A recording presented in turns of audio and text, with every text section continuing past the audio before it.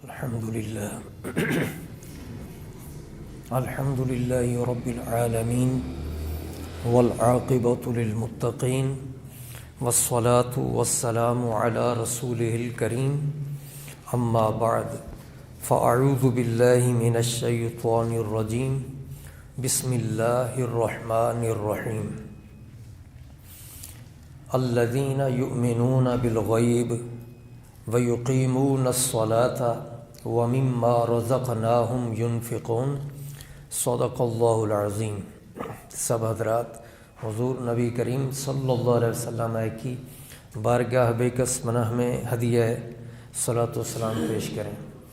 الصلاۃ والسلام علیک یا سیدی یا رسول اللہ وعلى آلك وصحابك يا سيدي يا حبيب الله الصلاة والسلام عليك يا سيدي يا نور الله وعلى آلك وصحابك يا سيدي يا حبيب الله الصلاة والسلام عليك يا سيدي يا خاتم النبيين وعلى آلك وأصحابك يا سيدي يا رحمة للعالمين۔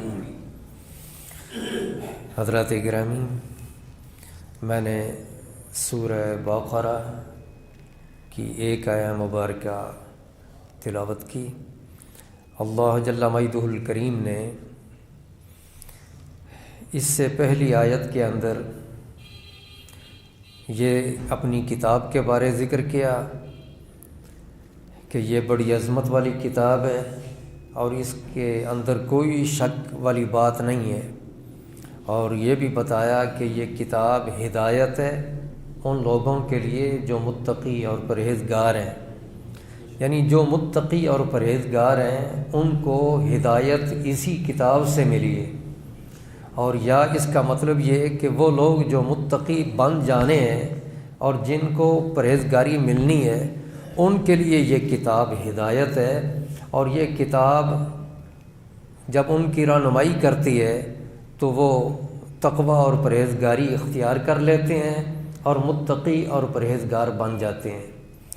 تو اس سے پہلی آیت میں تو یہ ذکر ہوا، کتاب کا ذکر ہوا، قرآن مجید کا، اور متقی لوگوں کا ذکر ہوا۔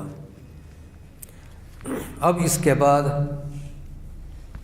اللہ جل مجدہ الکریم نے تین آیتیں جو ہیں وہ ذکر کی ہیں جن میں انہی متقی لوگوں کا ہی بیان ہوا ہے اور ایمان والوں کا ذکر ہوا ہے، جو صرف ایمانداری نہیں بلکہ نیک اعمال کرنے والے لوگ ہیں، ان کا ذکر اللہ پاک نے کیا تین آیتوں کے اندر۔ ایسے مخلص ایمان والوں کا اللہ پاک نے ذکر کیا کہ جو ظاہری اور باطنی طریقے پر دونوں طور پر جو ایماندار ہیں، جو ظاہری طور پر بھی ایمان والے ہیں اور اندر بھی ان کا صاف ہے اور واقعی وہ ایمان والے ہیں، عقیدے بھی ان کے درست ہیں۔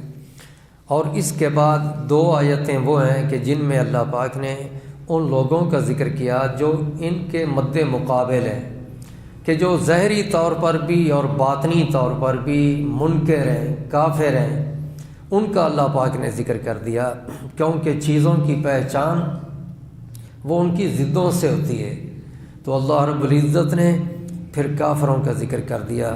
اس کے بعد 13 آیتیں منافقوں کے بارے میں ذکر کی ہیں۔ اور منافق کیا ہے کہ ظاہری طور پر تو اعمال اس کے بہت اچھے ہیں، لیکن دل جو ہے وہ ایماندار نہیں۔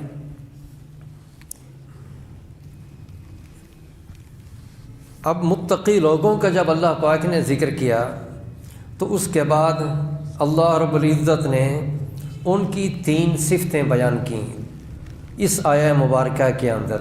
تیسری آیت جو میں نے تلاوت کی ہے، 3 صفتیں ان کی بیان کی ہیں متقی لوگوں کی، اور 3 علامتیں وہ بتا دی ہیں۔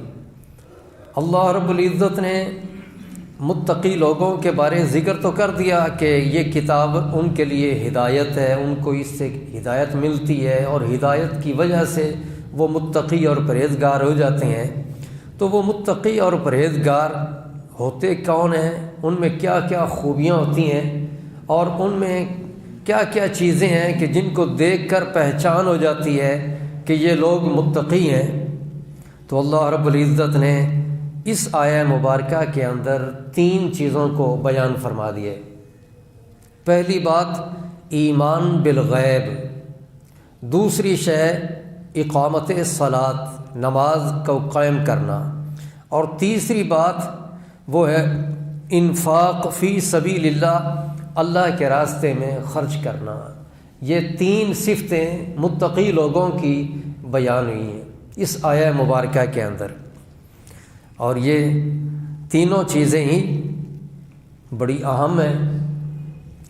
اب ان 3 چیزوں میں سے سب سے پہلی جو شے ذکر کی گئی ہے، آج اس کے حوالے سے گفتگو کروں گا کہ الذین یؤمنون بالغیب، سب سے پہلی صفت متقی لوگوں کی اللہ رب العزت نے یہ بیان کی ہے، ایمان رکھنا غیب پر، غیب پر ایمان رکھنا، چھپی چیزوں پر ایمان رکھنا، یا غیب کے ساتھ ایمان رکھنا۔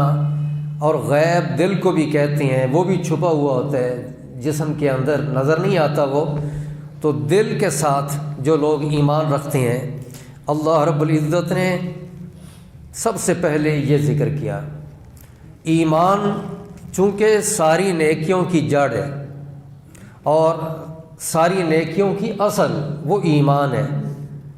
اگر ایمان قائم ہے تو پھر نیک اعمال فائدہ دیتے ہیں، اور اگر ایمان قائم نہیں، کوئی بے ایمان ہے اور وہ نیکیاں بھی کرتا رہے، اچھے کام بھی کرتا رہے، تو اس کو ان اپنی نیکیوں کا فائدہ وہ نہیں ملے گا۔ اسی لیے اللہ رب العزت نے ایمان کا ذکر پہلے کیا ہے، ایمان بالغیب کا، کیونکہ یہ بنیاد ہے، اس کے بغیر اعمال وہ کام نہیں آتے۔ اور نماز کا ذکر اللہ پاک نے بعد میں کیا ہے، انفاق فی سبیل اللہ کا ذکر اللہ پاک نے وہ بعد میں کیا ہے۔ اب ایمان کسے کہتے ہیں؟ یہ ایمان کا لفظ امن سے مشتق ہے، امن۔ اور امن کا معنی کیا ہے؟ امن کا معنی یہ ہے نفس کا مطمئن ہو جانا، نفس کا مطمئن ہو جانا، اور خوف کا زائل ہو جانا، خوف نہ رہے، خوف ختم ہو جائے، ڈر ختم ہو جائے، اور نفس مطمئن ہو جائے۔ امن اس کو کہتے ہیں، اور اس میں سے یہ لفظ ایمان کا ہے۔ اور ایمان کا معنی کیا ہے؟ ایمان کا معنی یہ ہے امن دینا، لفظی معنی، لغوی معنی وہ یہ بنتا ہے امن دینا، ایمان کا معنی ہے۔ اب ایمان دار کو مومن کیوں کہا جاتا ہے؟ وہ کس کو امان دیتا ہے، وہ کس کو امن دیتا ہے؟ تو ایک تو بات وہی ہے کہ ایماندار کسی ایماندار کو نہ اپنی زبان سے نہ اپنے ہاتھ سے کوئی نقصان پہنچاتا ہے، لیکن یہاں پہ جو مومن کہا جاتا ہے اس کی وجہ یہ ہے کہ وہ نیک اعمال کر کے اور اچھے عقیدے کو اپنا کر، صحیح عقیدہ رکھ کر، وہ بندہ مومن جو ہے وہ اپنے آپ کو ہمیشہ والے عذاب سے وہ امن دے دیتا ہے۔ بندہ اپنے نفس کو امن دے دیتا ہے، اپنے آپ کو امن دے دیتا ہے۔ کیسے امن دے دیتا ہے؟ کہ وہ صحیح عقیدہ اختیار کر لیتا ہے اور اچھے عقیدے اختیار کر کے وہ اپنے آپ کو ہمیشہ والے عذاب سے بچا لیتا ہے، کیونکہ وہ ہمیشہ کے لیے دوزخ میں نہیں جائے گا، اور اگر کوئی گناہ گار جائے گا بھی تو ایمان کی وجہ سے اس کو نکال لیا جائے گا۔ تو امن میں سے یہ لفظ ہے ایمان کا، اور اس کا معنی ہے امن دینا، اور مومن کا معنی ہے امن دینے والا۔ تو مومن اس لیے کہا جاتا ہے کہ ایمان والا اچھے عقیدے اختیار کر کے اپنے آپ کو ہمیشہ والے عذاب سے وہ بچا لیتا ہے اور اپنے آپ کو امن دے لیتا ہے۔ جس طرح مسلمانوں کو مومن کہا جاتا ہے، اسی طرح اللہ تبارک و تعالی کو بھی مومن کہا جاتا ہے۔ اللہ پاک کے ناموں میں سے ایک نام بھی یہ مومن بھی ہے۔ جس طرح اللہ رب العزت فرماتا ہے سورہ حشر کے آخر میں کہ هو اللہ الذی لا الہ الا هو الملک القدوس السلام المؤمن، کہ وہ امن دینے والا ہے۔ تو اللہ رب العزت وہ امن دینے والا ہے، تو خوف بھی اسی کی طرف سے ہے، امن بھی اسی کی طرف ہے۔ اللہ رب العزت امن بھی دیتا ہے اور خوف بھی دیتا ہے۔ دشمنوں کو اللہ رب العزت وہ ڈراتا ہے اور ان پہ عذاب بھی مسلط کرتا ہے۔ جبکہ اللہ رب العزت کو مومن اس لیے کہا جاتا ہے کہ اللہ جل مجدہ الکریم اپنے ماننے والوں کو، ایمان والوں کو عذاب سے امن دے دیتے ہیں، ان پر عذاب وہ نازل نہیں کرتا، اور قیامت کے دن بھی اللہ جل مجدہ الکریم ان کو عذاب سے امن دے گا۔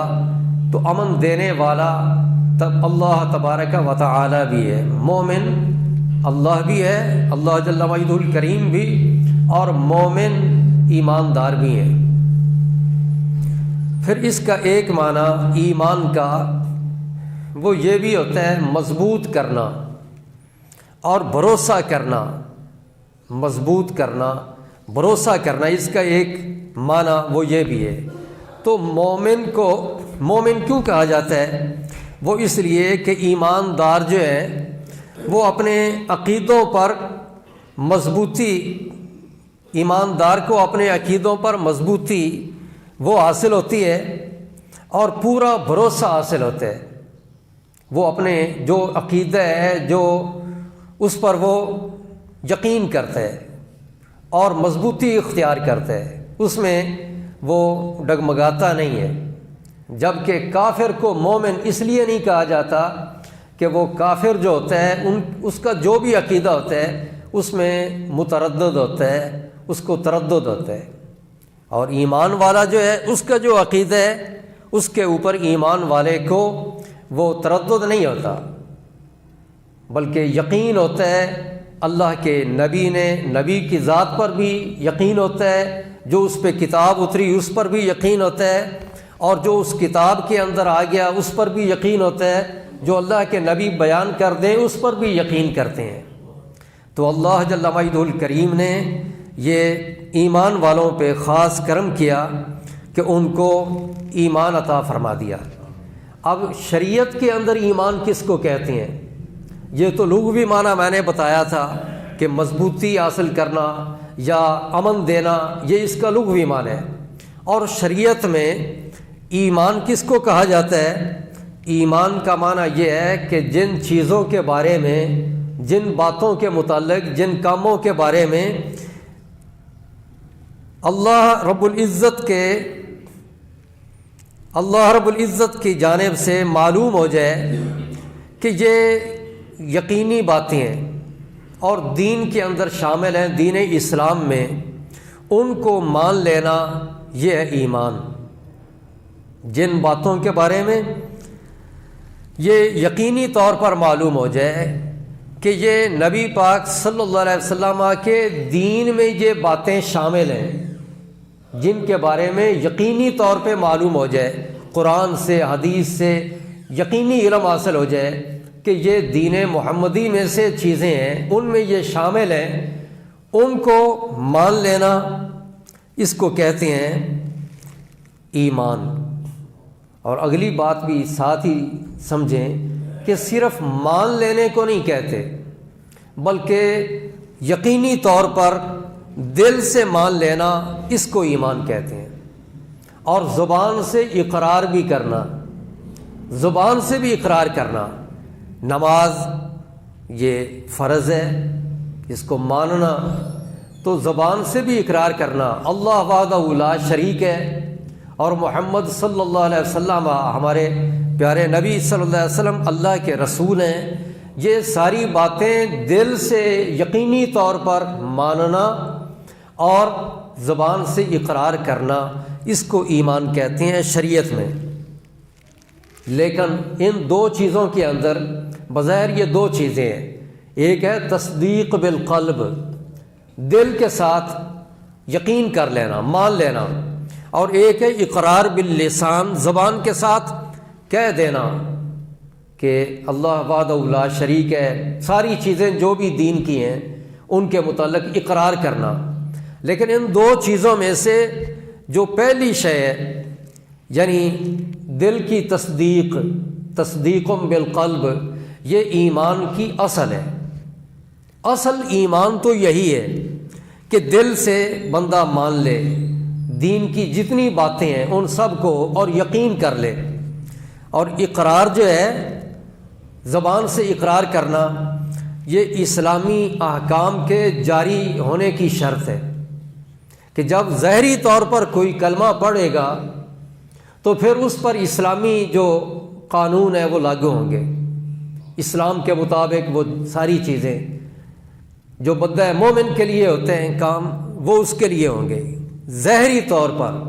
لیکن اصل جو ہے وہ دل والی بات ہے، تو ظاہری طور پر بھی اقرار کرنا وہ ضروری ہے تاکہ اسلامی جو قانون ہے وہ اس پہ جاری ہوں، احکام جاری ہوں، اور دل کا وہ تصدیق جو ہے یہ بھی ضروری ہے۔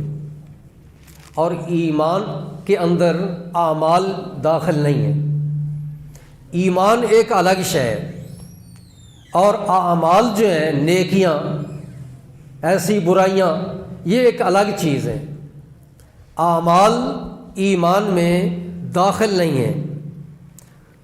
اسی لیے اس آیہ مبارکہ کے اندر ایمان کا ذکر پہلے الگ کیا ہے اور ایمان کے ذکر کے بعد الگ بیان کیا ہے نمازوں کا، انفاق فی سبیل اللہ کا۔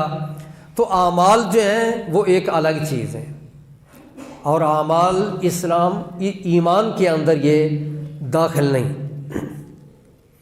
اگر کوئی عقیدہ درست رکھتا ہو، کسی کا عقیدہ وہ ٹھیک ہے، لیکن اعمال نہ کرتا ہو، نیکیاں نہ کرتا ہو، یا وہ برے عمل کرتا ہو، تو ایسا شخص اس کو مومن ہی کہا جائے گا، وہ مومن ہی ہے، ایمانداری اس کو کہا جائے گا۔ اس لیے کہ ایمان کے بعد ذکر کیا جا رہا ہے نماز کا، تو اگر نماز کوئی نہیں بھی پڑھتا تو ایمان کا ذکر تو پہلے آ چکا ہے، تو وہ بھی ایمان والا ہی ہے، اس کو ایمانداری کہیں گے اگر عقیدہ اس کا وہ درست ہے تو۔ اور اگر عقیدہ اس کا درست نہیں تو پھر اس کو ایماندار نہیں کہیں گے۔ ظاہری طور پر وہ نمازیں بھی پڑھے، صدقہ و خیرات بھی کرے، جتنے کام بھی کرے گا، اس کو مومن نہیں کہا جائے گا۔ کیوں؟ یعنی وہ مومن ہے نہیں۔ اب دل کا پتہ تو اسے ہے کہ جو دل سے مانتا ہے یا نہیں مانتا، تو ہر بندہ وہ اپنے بارے دیکھ لے کہ میرا دل کے اندر وہ کیا معاملہ ہے۔ تو جو دل سے وہ مانتا ہو اور عقیدے اس کے ٹھیک ہوں، تو پھر وہ شخص جو ہے ایماندار ہے۔ وہ شرابی بھی ہے، زانی بھی ہے، تو پھر بھی اس کو کہا جائے گا کہ یہ ایماندار ہے۔ کوئی گناہ کبیرہ کا مرتکب ہو جائے، پھر بھی اس کو کہا جائے گا یہ ایماندار ہے۔ یہ الگ معاملہ ہے کہ اس نے عمل جو ہیں وہ اچھے اس کے نہیں، اور اگر عقیدہ درست ہے تو وہ مومن ہے۔ اور اگر نمازی کوئی ہے، پرہیزگار شخص ہے، ظاہری طور پر بڑا متقی ہے، نظر آ رہا ہے، عقیدہ اس کا خراب ہے، وہ مومن نہیں۔ اللہ جل مجدہ الکریم نے قرآن پاک کے اندر کئی مقامات پہ ذکر کیا کہ جو بڑے گناہ کر لیں، کبیرہ گناہ، تو ان کے اوپر بھی یہ کافر مومن کا لفظ استعمال کیا گیا، کافر اس کو نہیں قرار دیا گیا، حالانکہ کام ایک اس نے برا کیا اور گناہ بھی کبیرہ گناہ کیا، بڑا گناہ کیا، لیکن قرآن پاک میں ایسے لوگوں کے لیے کئی مقامات پہ وہ ذکر کیا گیا تو مومن کا لفظ استعمال کر دیا گیا۔ مثلا اللہ جل مجدہ الکریم نے سورہ بقرہ کے اندر ہی ایک مقام پہ فرمایا یا ایھا الذین آمنوا کتب علیکم القصاص فی القتل، اے ایمان والو تمہارے اوپر قصاص جو ہے وہ لازم کر دیا گیا مقتولوں میں، کہ اگر کوئی کسی کو قتل کرتا ہے تو اے ایمان والو علیکم تمہارے اوپر، جیسے فرمایا یا ایھا الذین آمنوا کتب علیکم الصیام، تمہارے اوپر روزے فرض کر دیے گئے ایمان والو، تو ایمان والو وہ الگ فرمایا ہے، اس کے بعد عمل کا ذکر کیا تو فرمایا ہو تو تم ایمان والے لیکن یہ کام بھی کرو۔ تو جو ایماندار ہے ان کو نیکیاں کرنی چاہیے اور برائیوں سے دور رہنا چاہیے، لیکن اگر وہ نیکی نہیں بھی کرتا، اگر وہ گناہ کر لیتا ہے تو پھر بھی وہ رہتا ایمان والا ہی ہے، اس کو ایمانداری کہیں گے کہ اللہ رب العزت نے فرمایا اے ایمان والو تمہارے اوپر قصاص لازم کر دیا گیا مقتولوں میں، اے ایمان والو اگر تمہارے اندر کوئی شخص کسی کو قتل کر دے تو بدلے میں اس کو قتل کر دو، تو کہا ان کو ایمان والا ہی کہا گیا۔ ایسے ہی اللہ جل مجدہ الکریم نے سورہ حجرات میں فرمایا وَإِن طَائِفَتَانِ مِنَ الْمُؤْمِنِينَ، اگر ایمان والوں کے دو گروہ وہ کیا کریں، اقتتلوا آپس میں لڑ پڑیں، فَأَصْلِحُوا بَيْنَهُمَا ان کے درمیان صلح کرا دو۔ تو اب لڑائی کرنا یہ حرام ہے، اور پھر ایمانداروں سے لڑائی کرنا یہ حرام ہے، اور جو دو لڑائی کرنے والے ہیں ان کو کہا جا رہا ہے قرآن مجید کے اندر کہ ان طائفتان من المؤمنین، کہ ایمان والوں کے دو گروہ جو آپس میں لڑ رہے ہیں، آپس میں لڑنے کے باوجود بھی ان کو کہا جا رہا ہے ایمان والے۔ اسی طرح سورہ نور میں اللہ رب العزت فرماتا ہے توبوا الی اللہ جمیعا ایھا المؤمنون، کہ تم سارے اکٹھے ہو کر اللہ کی بارگاہ میں توبہ کر لو۔ تو توبہ ظاہر گناہ کیے ہیں تو توبہ کرائی جا رہی ہے نا، تو اب وہ ہیں تو گناہ گار، ان گناہ گاروں کو کہا جا رہا ہے توبہ کر لو، لیکن ساتھ کیا فرمایا جا رہا ہے ایھا المؤمنون، اے ایمان والو۔ یہ گناہ گاروں کو کہا جا رہا ہے توبہ کر لو، لیکن ان کو جب کہا جا رہا ہے توبہ کر لو تو ساتھ یہ نہیں کہا جا رہا کہ تم تو کافر ہو گئے، تم تو ایماندار نہیں رہے، اے کافرو، فرمایا اے ایمان والو تم توبہ کر لو۔ تو گناہ گار ہونے کے باوجود پھر بھی وہ ایمان والے ہی ہیں۔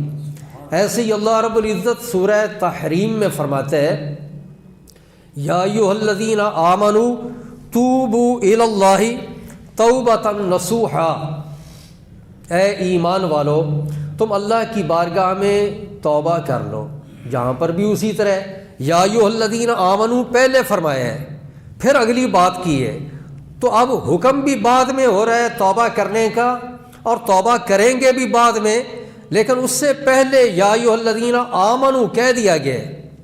اس کا مطلب کیا کہ توبہ کا ابھی حکم بھی ان کو نہیں دیا، ابھی تک انہوں نے توبہ کی بھی نہیں، ہیں وہ گناہ گار، غلطیاں انہوں نے کی ہیں، لیکن اس سے پہلے کہا جا رہا ہے اے ایمان والو، تو یہ بتا رہا ہے یہ خطاب کہ ابھی وہ ایمان والے ہی ہیں، ان کے گناہ کرنے کی وجہ سے وہ ایمان سے خارج نہیں ہو گئے، وہ پھر بھی ایمان والے ہی ہیں، کیونکہ عقیدے ان کے ٹھیک ہیں، عقیدے ٹھیک ہیں۔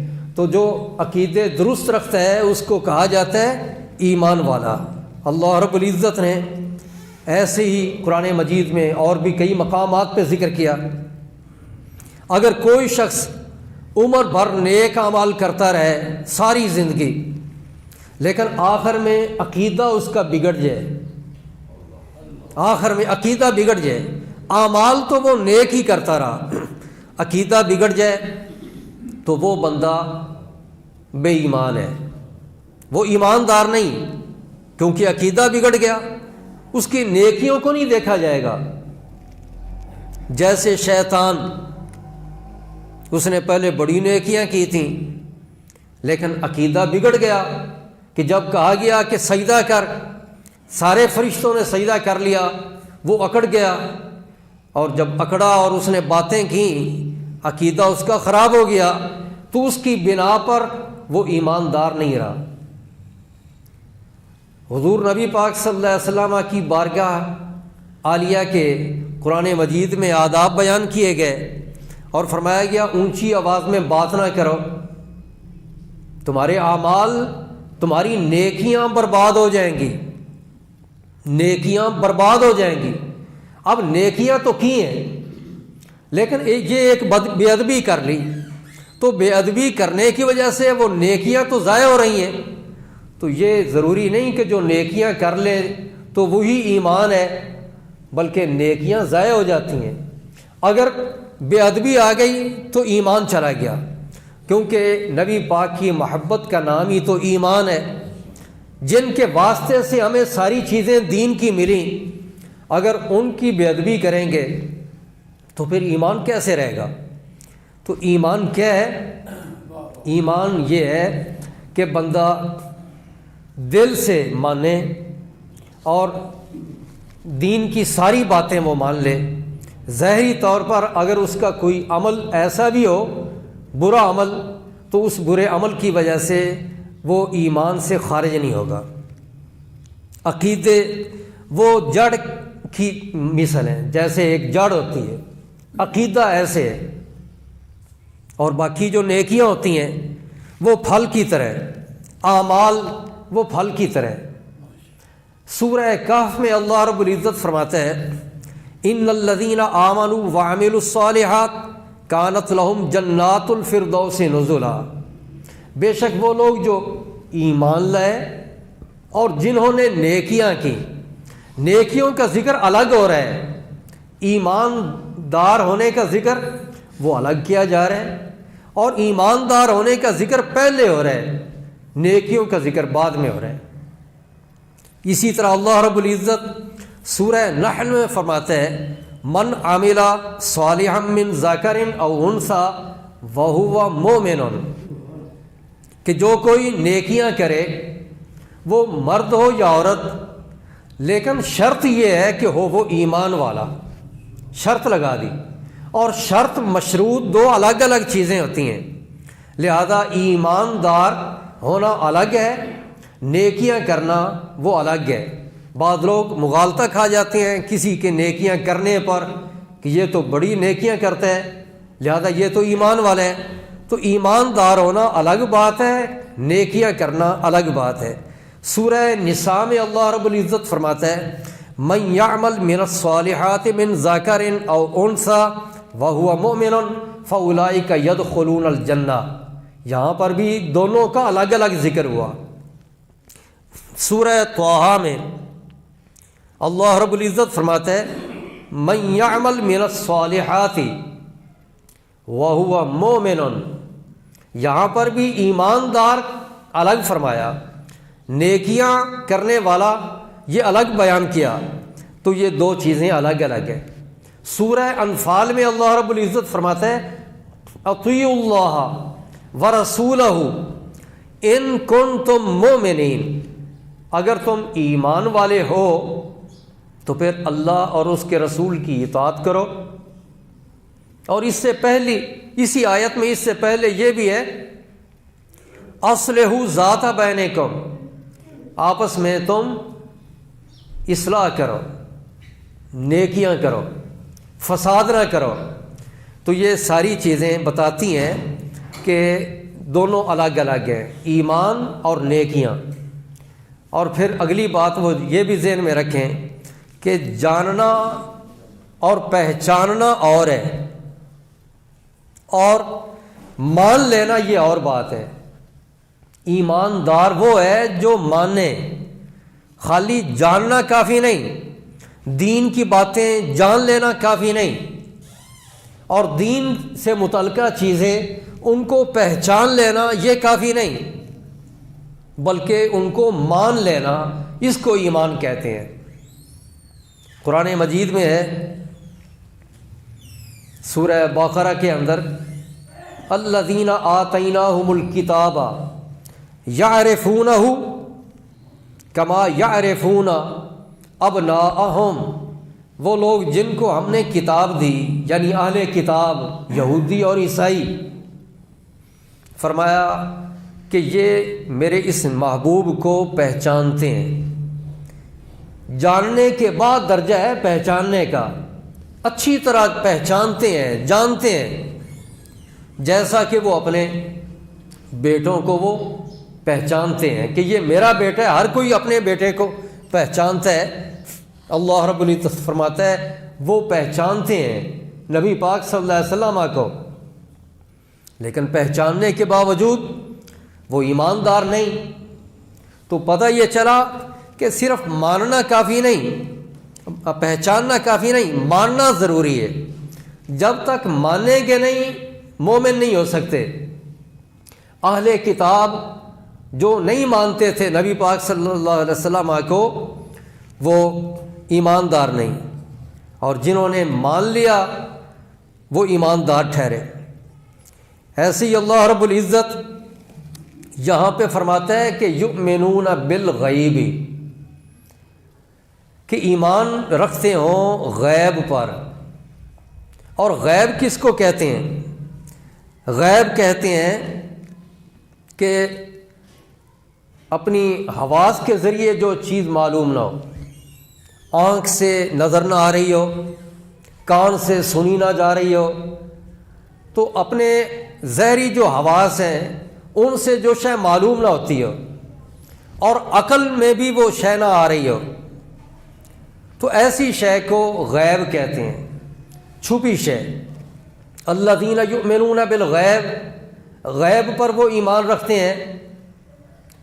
نبی پاک صلی اللہ علیہ وسلم نے فرمایا اللہ ہے، وہ نظر نہیں آ رہا لیکن مان لینا، یہ ہے ایمان بالغیب۔ اللہ رب العزت وہ ایک ہی ہے، وحدہ لا شریک ہے۔ ہمیں یہ چیز نظر نہیں آ رہی کہیں پہ ظاہری طور پر، لیکن مان لینا یہ ہے ایمان بالغیب۔ فرشتوں کے بارے نبی پاک نے بتایا، ان کو یہ مان لینا کہ ہیں فرشتے، یہ ایمان بالغیب ہے۔ ایسے ہی ہر بندے کے ساتھ فرشتہ وہ موجود ہے، برائیاں بھی لکھی جا رہی ہیں، نیکیاں بھی ہمیں نظر نہیں آ رہے، لیکن ماننا یہ ایمان بالغیب اس کو کہیں گے۔ اسی طرح جنت، دوزخ وغیرہ، قیامت کا دن ہونا، پھر حساب کتاب وہاں پہ ہوگا، وہاں حوض کوثر ہے، وہاں پہ اعمال تولے جائیں گے، یہ ساری باتیں جتنی بھی ہیں ان کو کہا جائے گا کہ یہ غیب پر ایمان ہے، ایمان بالغیب۔ اور غیب چیز پر ایمان لانا یہ ہے معتبر۔ جو کہ ظاہری چیزیں ہیں ان کو مان لینے کو وہ ایمان بالغیب نہیں کہتے۔ اصل جس کا اعتبار ہے وہ یہ ہے کہ ظاہری طور پر جو چیز نظر آ رہی ہے اس کی بجائے وہ بھی دیکھی جائے، لیکن جو باطنی شے غیب چیز ہے اس کو مان لیا جائے، یہ ہے اصل چیز۔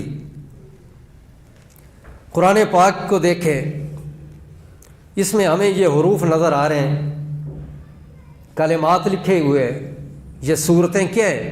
یہ عربی جملے ہیں نا۔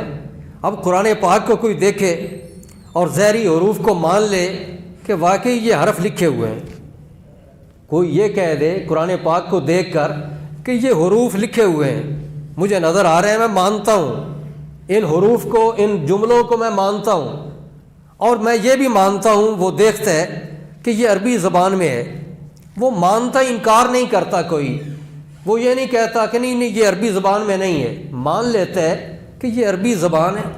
اب یہ ساری چیزیں چونکہ ظاہری طور پہ معلوم ہو رہی ہیں تو اس کو ایمان بالغیب نہیں کہتے، کیونکہ یہ تو ظاہری طور پر پتہ چل رہا ہے۔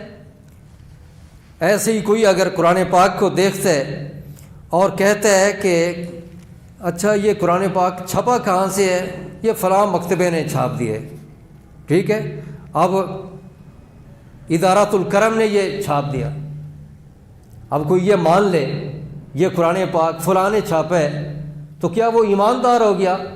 ایمان بالغیب جس کا یہاں پہ ذکر ہو رہا ہے اور جس کا اعتبار کیا جاتا ہے، جو قابل اعتبار ہے، وہ ہے کہ جو ظاہری طور پر چیزیں نہیں بلکہ جو نظر نہیں آنے والی چیزیں اور حقیقت ہیں ان کو مانا جائے، اس کو ایمان بالغیب کہتے ہیں۔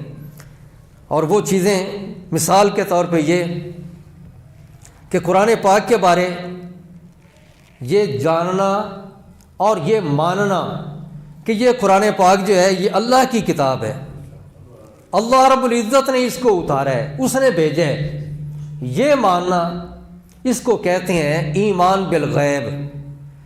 اسی طرح حضرت جبریل علیہ السلام اس کتاب کو لے کر آئے، یہ ماننا اس کو کہیں گے ایمان بالغیب، اسی کا اعتبار ہے۔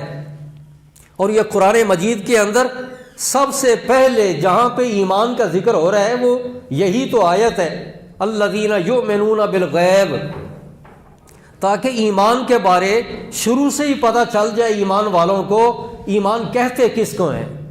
ایمان اصل میں وہ ہے جو ایمان بالغیب ہو، چھپی چیزوں پر ایمان ہو۔ تو چھپی چیز پر ایمان کیا ہے قرآن پاک کے بارے؟ کہ یہ مانا جائے جبریل علیہ السلام اس کو لے کر آئے، اور پھر یہ مانا جائے کہ یہ کتاب قرآن مجید جو ہے ہمارے پیارے نبی صلی اللہ علیہ وسلم پہ یہ کتاب نازل ہوئی، یہ ان پہ اتارا گیا ہے قرآن پاک، اس کو ماننا یہ ہے ایمان بالغیب۔ تو یہ ساری چیزیں ان پہ غور کرنے کی ضرورت ہے۔ تو نبی پاک صلی اللہ علیہ وسلم کا معاملہ بھی ایسے ہی ہے۔ نبی پاک صلی اللہ علیہ وسلم، بعض لوگ جو ہیں وہ یہ کہتے ہیں کہ نبی پاک صلی اللہ علیہ وسلم کی ظاہری چیزوں کو دیکھ کر وہ یہ کہہ دیتے ہیں کہ نبی پاک صلی اللہ علیہ وسلم آپ تو بشر تھے، یہ ظاہری چیزیں ہیں، ان کو بیان کرنا یا مان لینا یا جان لینا یہ کافی نہیں، اس کا اعتبار نہیں ہے۔ وہ میں نے بطور مثال پہلے بات کی ہے قرآن پاک کی، کیونکہ وہ سب مانتے ہیں۔ تو اب قرآن پاک کے حوالے سے جو باتیں ہیں وہ نبی پاک صلی اللہ علیہ وسلم سے کے حوالے سے بھی ہیں۔ کچھ لوگ کہہ دیتے ہیں ظاہری آپ کی وہ چیزیں دیکھ کر کہتے ہیں آپ بشر تھے، آپ انسان تھے، انکار نہیں ہے کہ وہ نبی پاک صلی اللہ علیہ وسلم انسانی شکل میں ہی تشریف لائے تھے، لیکن یہ مان لینا کہ آپ بشر تھے یہ مان لینا یہ ایمان بالغیب نہیں ہے، جس کا ذکر اللہ رب العزت نے اپنے پاک کلام کے اندر سب سے پہلے کیا ہے ایمان بالغیب کا، تو وہ ایمان بالغیب نہیں۔ نبی پاک صلی اللہ علیہ وسلم پیدا کہاں پہ ہوئے؟ مکہ مکرمہ میں۔ یہ چونکہ ظاہری بات ہے، ہر ایک کو پتہ ہے، یہ تو کافر بھی جانتے ہیں، وہ بھی مانتے بھی ہیں کہ نبی پاک صلی اللہ علیہ وسلم مکہ مکرمہ میں پیدا ہوئے، لیکن یہ مان لینا کہ آپ مکہ میں پیدا ہوئے، کیا اس کو کہیں گے کہ ایمان بالغیب ہے؟ یہ بھی ایمان بالغیب نہیں۔ نبی پاک صلی اللہ علیہ وسلم ہجرت کر کے مدینہ پاک تشریف لے گئے، مدینہ پاک میں قیام آپ کا رہا، ظاہری طور پر ایسے ہی ہے۔ تو جو اس کو مان لے اور یہ کہے کہ میں مانتا ہوں اس بات کو، تو کیا وہ ایمان والا ہے؟ تو یہ مان لینا یہ ایمان بالغیب نہیں ہے۔ ٹھیک ہے، یہ چیزیں مانی جائیں، ان پہ نظر رکھی جائے، لیکن ایمان بالغیب اس کو نہیں کہتے۔ اور پھر نبی پاک صلی اللہ علیہ وسلم آپ مدینہ منورہ میں آپ کا قیام تھا، وہاں بھی مکہ مکرمہ میں آپ رہے، وہاں بھی آپ کھاتے بھی تھے، آپ پیتے بھی تھے، ظاہری طور پر سب کو نظر آتا تھا. اب یہ مان لینا جو ظاہری طور پر چیزیں نظر آ رہی ہیں ان کو مان لینا، کیا یہ ایمان بالغیب ہے؟ اس کو ایمان بالغیب وہ نہیں کہتے. سیدنا حضرت عبداللہ رضی اللہ تعالی عنہ ان کے آپ بیٹے تھے، نبی پاک صلی اللہ علیہ وسلم ان کے فرزند ارجمند ہیں. یہ مان لینا، کیا اس کو ایمان بالغیب کہتے ہیں؟ یہ ایمان بالغیب نہیں. ایسے ہی سیدہ طیبہ حضرت آمنہ رضی اللہ تعالیٰ عنہ کے لخت جگر ہیں، اس کو مان لینا، کیا اس کو ایمان بالغیب کہتے ہیں؟ اس کو ایمان بالغیب نہیں کہتے. یہ ساری باتیں وہ کافر بھی مانتے تھے، تو ماننے کے باوجود وہ ایماندار نہیں. کیوں؟ اس لیے کہ ایمان بالغیب نہیں ہے، اور ایمان بالغیب اسی کا اعتبار کیا جاتا ہے.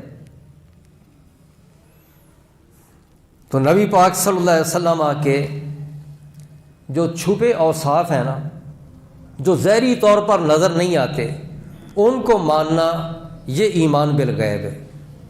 اب کیا مانیں نبی پاک صلی اللہ علیہ وسلم کے بارے؟ کیا چیزیں وہ مانی جائیں تو ایمان بالغیب ہوگا؟ یہ ماننا کہ حضور نبی پاک صلی اللہ علیہ وسلم اللہ کے پیارے ہیں، اللہ کے محبوب ہیں، اور اللہ رب العزت نے اپنے اس محبوب کو اپنا رسول بنایا ہے، وہ اللہ کے رسول ہیں. یہ ماننا، اس کو ایمان بالغیب کہتے ہیں. اللہ کے رسول ہیں، اس لیے جب ہم کلمہ شریف پڑھتے ہیں تو یہ تو نہیں کہتے محمد بشر، کہ اللہ کے سوا کوئی معبود نہیں اور محمد صلی اللہ علیہ وسلم وہ ایک انسان ہے. یہ تو نہیں نہ کہتے. کلمہ شریف جب پڑھتے ہیں تو کہا جاتا ہے محمد الرسول اللہ، محمد صلی اللہ علیہ وسلم اللہ کے رسول ہیں. تو یہ رسالت کے رب کی طرف سے ان کو رسول بنا دیا گیا، رسالت مل گئی. یہ چیزیں ظاہر نہیں ہیں، یہ چھپی باتیں ہیں. تو چھپی چیزوں کو مان لینا، اس کو کہتے ہیں ایمان بالغیب، اور اسی کا اعتبار ہے. لہذا ہم یہ مانتے ہیں کہ نبی پاک صلی اللہ علیہ وسلم اللہ کے پیارے ہیں، ہم مانتے ہیں اللہ کے رسول ہیں، ہم مانتے ہیں کہ آپ تخت و تاج والے ہیں، ہم مانتے ہیں کہ آپ شفیع المذنبین ہیں، ہم یہ مانتے ہیں کہ آپ رحمت للعالمین ہیں، ہم یہ مانتے ہیں کہ آپ خاتم النبیین ہیں.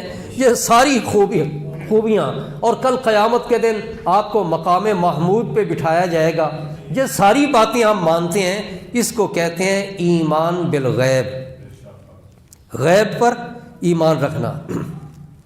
لہذا بعض لوگوں کا نبی پاک صلی اللہ علیہ وسلم کی بشریت کے پیچھے پڑنا اور رٹ لگانا اور بار بار یہ کہنا کہ آپ تو بشر تھے، آپ تو بشر تھے، آپ تو کھاتے پیتے تھے، یہ بے دینی ہے. یہ دین نہیں ہے، یہ بے دینی ہے.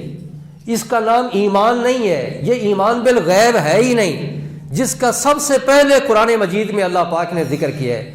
باقی مقامات پہ آتا ہے الذین آمنوا، یا ایھا الذین آمنوا عام آ رہے ہیں، اور یا ایھا الذین آمنوا بھی وہ آدھے پارے کے بعد جا کے آیا ہے ایک مقام پہ، پھر آگے کئی جگہ پہ. یہ سب سے پہلے ذکر ہو رہا ہے ایمان کا قرآن مجید کے اندر. اور جب سب سے پہلے ذکر ہو رہا ہے وہاں پہ یہ بالغیب کا بھی ذکر آ رہا ہے. اصل میں عقیدہ بتانا تھا، صحیح بتانا تھا بندوں کو، تاکہ بار بار جب قرآن مجید میں آئے گا الذین آمنوا یا ایھا الذین آمنوا تو لوگ جو ہیں وہاں غیب کا ذکر نہیں ہوگا، تو لوگ جو ہیں وہ کہیں غلطی نہ کھا جائیں اور یہ نہ سمجھ لیں کہ بس ٹھیک ہے مطلقاً ایمان کافی ہے.